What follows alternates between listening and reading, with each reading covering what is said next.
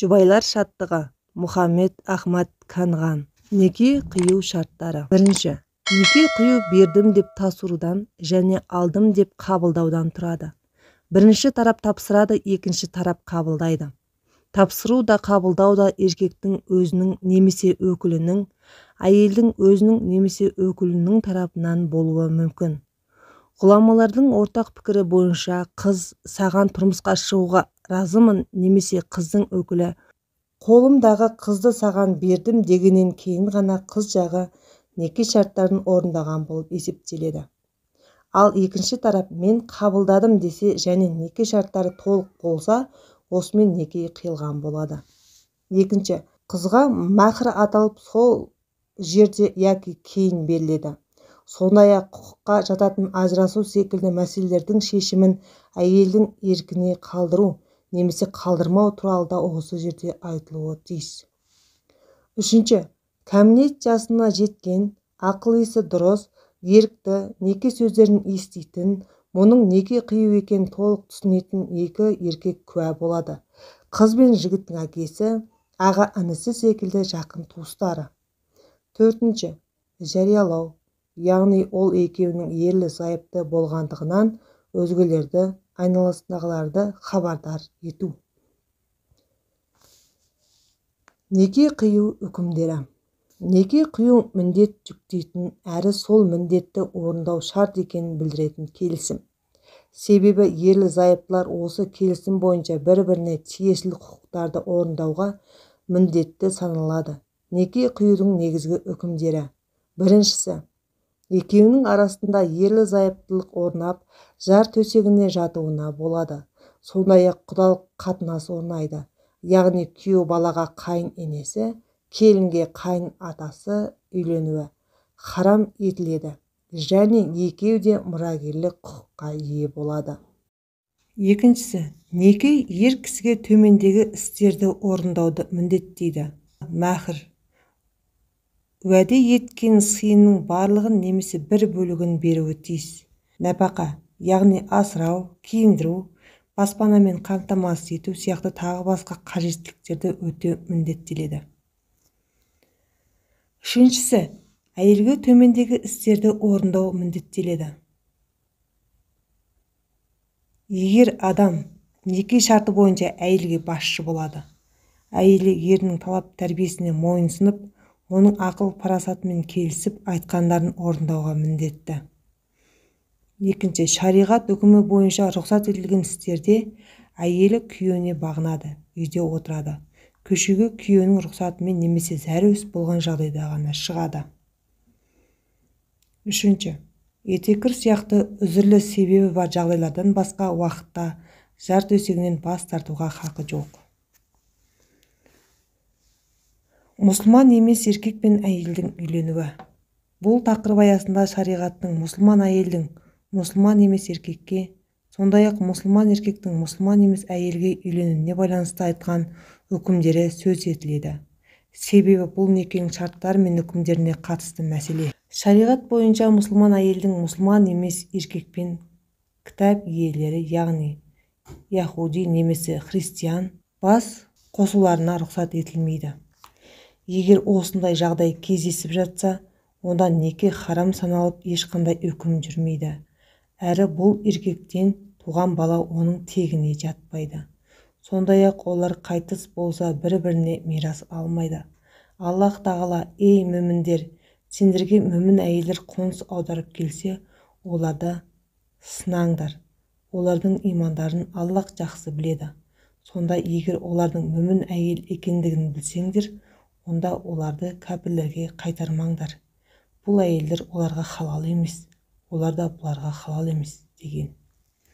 Бұл арада мұсылман қыздардың ата-аналары әсіресе қыздардың өздеріне күйеу таңдауда мұқият болғандары абзал.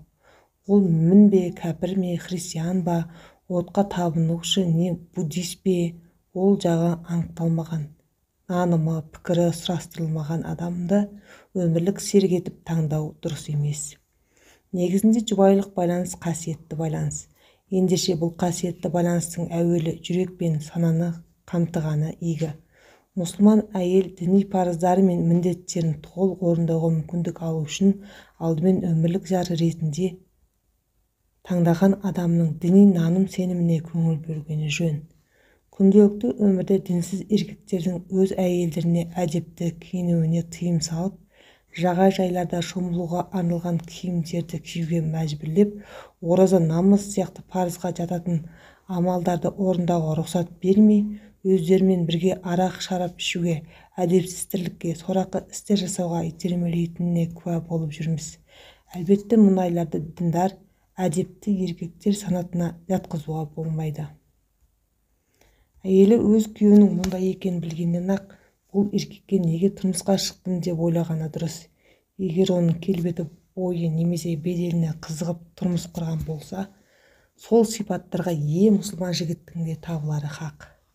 Ал егер оған шынымен көңілі құласа, онда ол құмарлыққа бойын жеңдірген, иманында әлсіз әйел болғаны.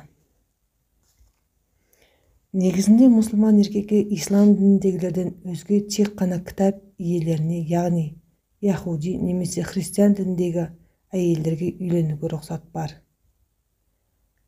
Ал кітап иелерінің басқа дінсіз будда яки индуизм нанымдағыларға немесе бұтпарас, отпарас және исламнан қайтқан әйелге үйлену харам.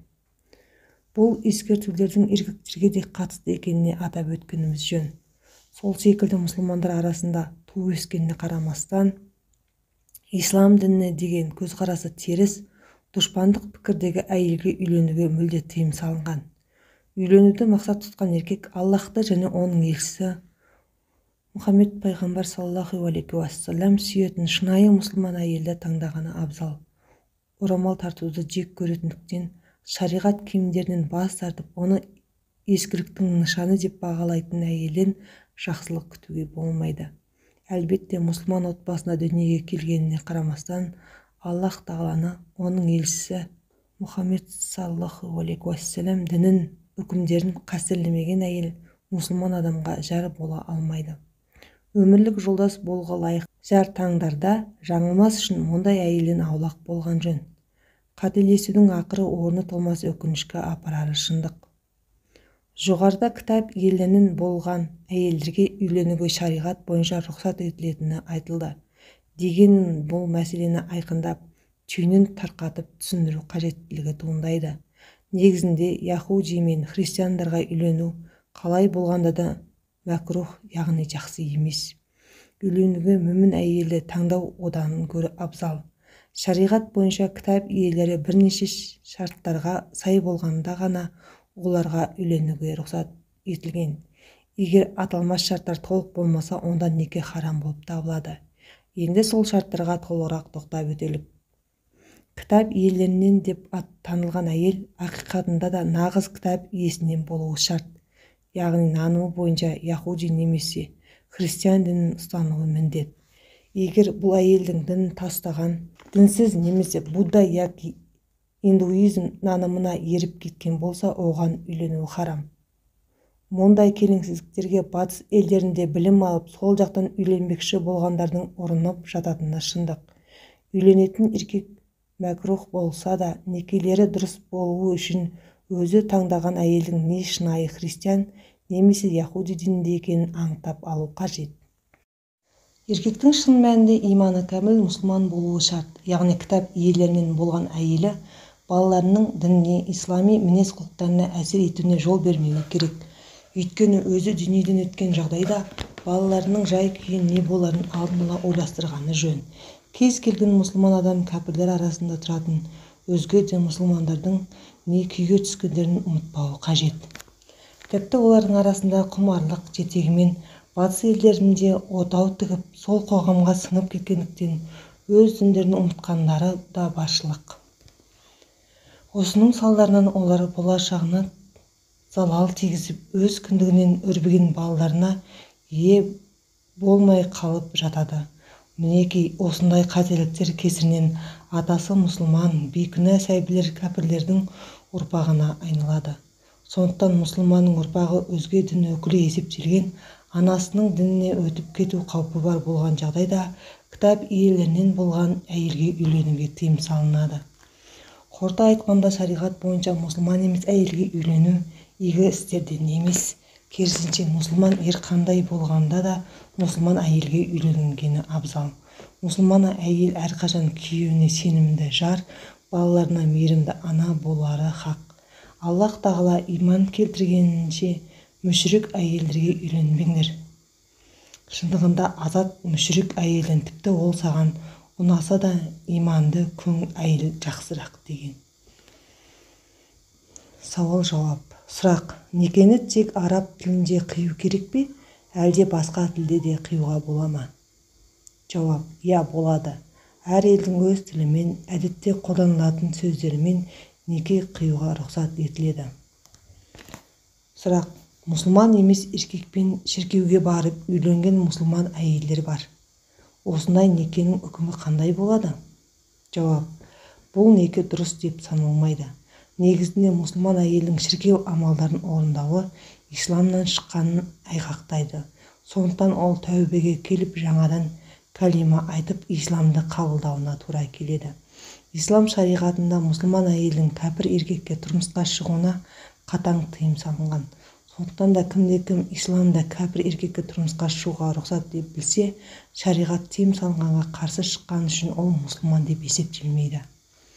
Сұрақ: тәубеге келмекші болса не істегені жөн? Жауап: әуелі Аллахтан өзге құлшылыққа лайықты құдай жоқтығына және Мұхаммед оның құлы әрі елшісі екеніне куәлік беремін. Істеген ісімнен Аллахқа қайттым деп кәлима айтып тәубеге келеді. Егер күйеуі ислам дініне мойынсұнудан бас тартса, онда балалары болғанына да қарамастан тез арада ажырасқаны дұрыс. Мемлекеттік неке сарайында қиылған неке шариғатқа сай бола ма? Жауап: егер жоғарыда аталған шарттардың барлығы түгел болса, онда неке дұрыс деп табылады.